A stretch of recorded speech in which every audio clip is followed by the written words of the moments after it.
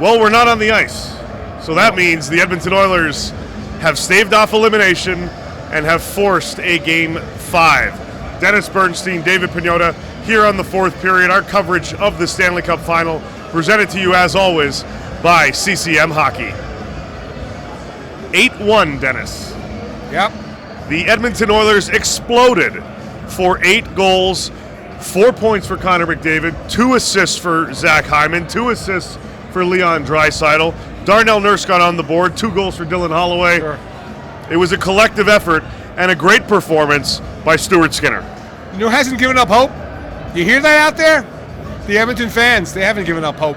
You would think in an 8-1 game, Dave, there'd be no storylines. First things first, when the Florida Panthers lose Cup Final games, they turn it into an art form.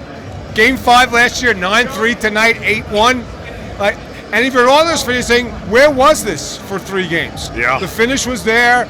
And granted, Dave, the first period they didn't play well, but they had a 3-1 lead because of Stuart Skinner. Made a couple of big saves, and now there's doubt. There's doubt. There's hope, and there's doubt.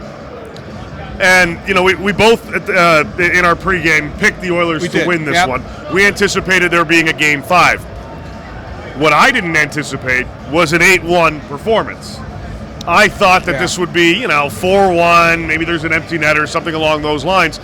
But the Edmonton Oilers played their butts off. They were desperate. And they had to be. Yeah. Desperation hockey absolutely had to be. And they got contributions up and down the lineup. And again, some ridiculously good saves by Stuart Skinner, who added that extra level of confidence that was spewing throughout the rest of the roster. And Dave, Connor McDavid didn't look hurt tonight. No, he didn't. Broke the postseason record for assists. And again, now you have hope going down to Florida. And if you can find a way to win in Florida, if you're the Oilers, you come back here for Game 6. As crazy as this building was, and if they don't win, Dave, let's say that. They gave their fans a great going-away present. If this was the final game of the season at Rogers Place, it's a great way to send the fans off. But now, if you're the Panthers, you have to correct a lot of mistakes for Game 5, or else you're not going to be celebrating again. You don't even think about this game if you're the Florida Panthers after the final buzzer. You move on from that one almost immediately. And, I mean, this was... everyone's talking about the gentleman's sweep. Yeah. And I mean, we bought into that as well. We anticipated, this kind of moving to a Game 5 and upon which Florida's likely going to close things out. Sure. But the other storyline coming into this game was, for the Edmonton Oilers, do you want to get embarrassed and swept on home ice? Clearly not. They did the embarrassing.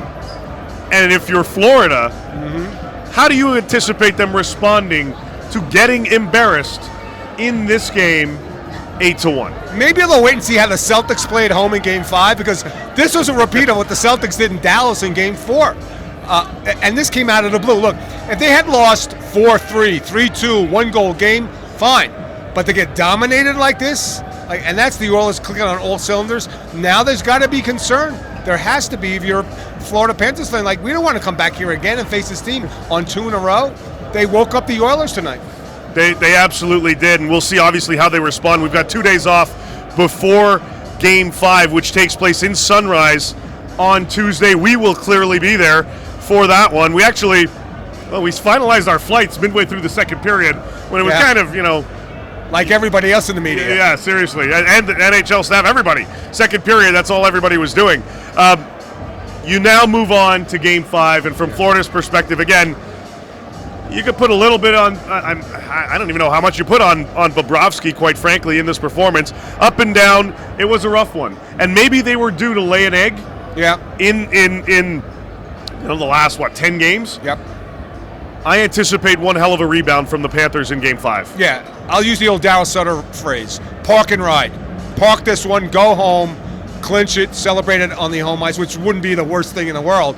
But again, I think you're just going to wipe this one clean off the board, saying it just wasn't our night, and go home and try to win it in 5. It's not easy to win the Stanley Cup.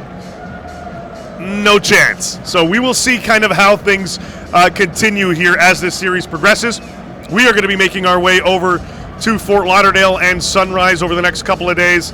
I get in tomorrow. You'll be there on Monday. And our coverage here of the Stanley Cup Final will continue all playoffs long here on the fourth period. That's Dennis. I'm Dave. We'll see you back in the Sunshine State.